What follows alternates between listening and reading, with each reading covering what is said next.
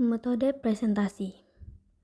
Metode presentasi telah berevolusi dari ceramah satu arah menjadi komunikasi interaktif.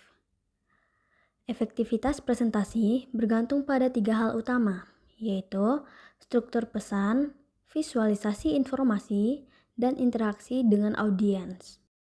Pendekatan yang menggabungkan cerita atau storytelling, studi kasus, dan humor ringan dapat meningkatkan retensi informasi hingga 70%. Dalam pelatihan masyarakat atau vokasional, metode presentasi digunakan untuk menyampaikan dasar teori sebelum peserta melakukan praktik langsung. Misalnya itu, dalam pelatihan pengelolaan sampah rumah tangga. Fasilitator menjelaskan terlebih dahulu konsep 3R. Yang pertama itu ada reduce, artinya mengurangi penggunaan barang atau bahan yang dapat menimbulkan sampah. Tujuannya itu agar volume sampah yang dihasilkan semakin sedikit. Terus yang kedua ada reuse, artinya menggunakan kembali barang-barang yang masih bisa dipakai tanpa melalui proses pengolahan terlebih dahulu. Jadi, dengan begitu barang tidak langsung dibuang setelah sekali pakai. Terus yang terakhir ada recycle, artinya mengolah kembali barang bekas atau sampah menjadi produk baru yang berguna. Selanjutnya, aspek penting dalam penerapan metode presentasi. Yang pertama itu, struktur yang logis dan menarik. Presentasi harus memiliki pembukaan yang kuat, isi yang berurutan, dan penutup yang menyimpulkan inti materi. Yang kedua, keterlibatan peserta. Misalnya itu melalui tanya jawab, polling, atau diskusi singkat. Yang ketiga, visualisasi efektif, seperti menggunakan gambar, grafik, atau infografik yang relevan. Yang keempat, bahasa tubuh dan intonasi. Komunikasi nonverbal memberi dampak besar terhadap penerimaan pesan. Dan yang kelima, waktu dan ritme. Jangan terlalu cepat atau terlalu lambat dalam menyampaikan materi. Selanjutnya, kelebihan dan kekurangan dari metode presentasi. Kelebihannya itu, efisiensi dalam menyampaikan banyak informasi, memudahkan kontrol waktu dan arah pembelajaran, serta cocok digunakan pada kelompok besar. Selanjutnya kekurangannya atau kelemahannya adalah potensi kejenuhan peserta dan keterbatasan dalam melatih keterampilan praktis. Oleh sebab itu, pelatih yang baik perlu mengombinasikan presentasi dengan metode lain, seperti diskusi, studi kasus, atau praktik langsung. Materi selanjutnya yaitu metode hands-on. Menurut teori Kolb 1984, pembelajaran eksperiensial menekankan aktivitasi memori jangka panjang melalui pengalaman sensorik.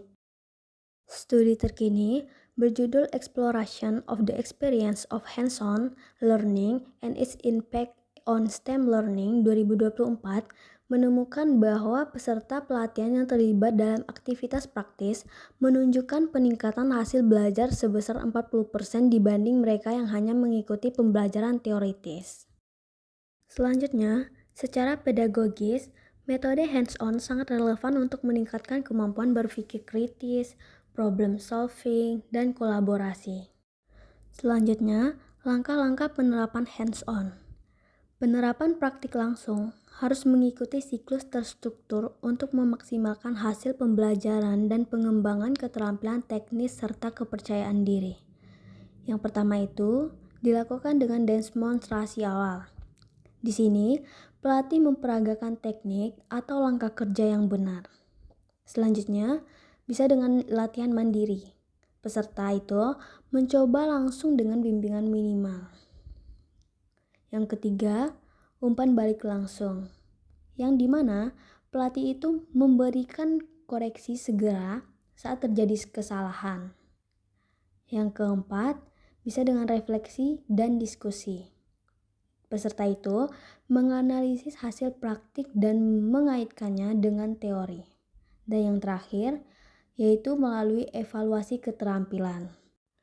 Pada langkah ini, dilakukan penilaian berdasarkan hasil karya nyata dan proses belajar. Baik, materi selanjutnya ialah metode-metode membangun kelompok. Metode ini merupakan salah satu metode pelatihan tradisional yang berfokus pada pengembangan kerjasama, komunikasi, dan hubungan sosial antar peserta. Nah, dalam proses pelatihan, keberhasilan pembelajaran tidak hanya ditentukan oleh kemampuan individu, tetapi juga sejauh mana peserta dapat bekerja sama dalam kelompok.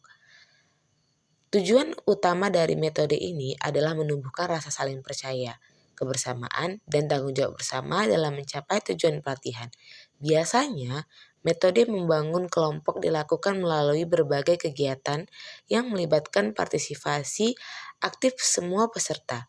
Contohnya seperti permainan edukatif atau ice breaking, diskusi kelompok, simulasi peran, dan pemecahan masalah bersama.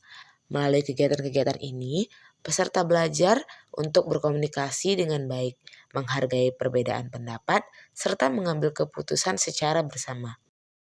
Selain itu, metode ini juga sangat bermanfaat untuk meningkatkan semangat kerja tim dan solidaritas antar peserta. Nah, dalam pelaksanaannya, pelatih berperan sebagai fasilitator, bukan sebagai pengendali utama. Artinya, pelatih membantu mengarahkan jalannya kegiatan agar tetap sesuai dengan tujuan, namun tetap memberi ruang bagi peserta untuk mengatur dinamika kelompoknya sendiri. Nah, di akhir kegiatan biasanya dilakukan refleksi bersama untuk mengevaluasi hasil dan pengalaman yang diperoleh selama proses berlangsung.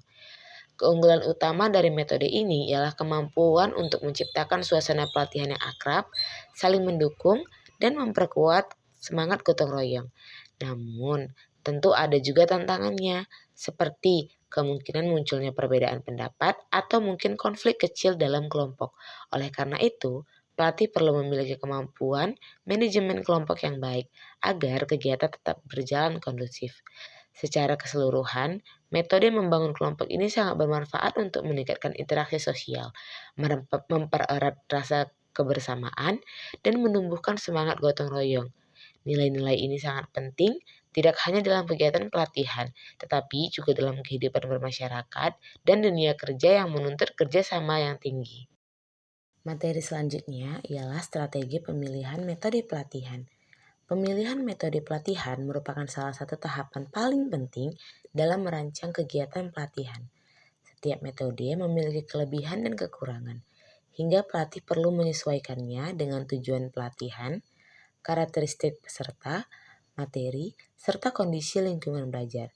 Metode yang tepat akan membuat proses pelatihan menjadi lebih efektif, menarik, dan mencapai hasil yang diharapkan. Nah, langkah pertama dalam penentuan metode adalah menyesuaikannya dengan tujuan pelatihan. Jika pelatihan bertujuan untuk memberikan pengetahuan atau teori, maka metode presentasi atau ceramah bisa digunakan. Namun, jika tujuannya untuk melatih keterampilan, maka metode demonstrasi atau praktik langsung akan lebih sesuai. Nah, selain tujuan, kita juga perlu memperhatikan karakteristik peserta. Nah, peserta yang masih pemula biasanya lebih cocok dengan metode yang sederhana dan terarah, seperti ceramah atau demonstrasi. Sedangkan peserta yang sudah berpengalaman bisa diajak berdiskusi melalui simulasi atau studi kasus agar lebih efektif. Kemudian, faktor lain yang penting adalah sarana dan prasarana.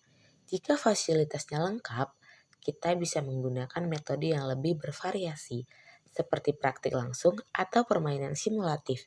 Namun, bila fasilitasnya terbatas, metode seperti ceramah, tanya jawab, atau diskusi kelompok kecil pun tetap bisa digunakan dengan efektif. Dalam praktiknya, banyak pelatih memilih untuk mengombinasikan beberapa metode agar pelatihan tidak monoton. Pendekatan ini disebut dengan blended training atau pelatihan campuran.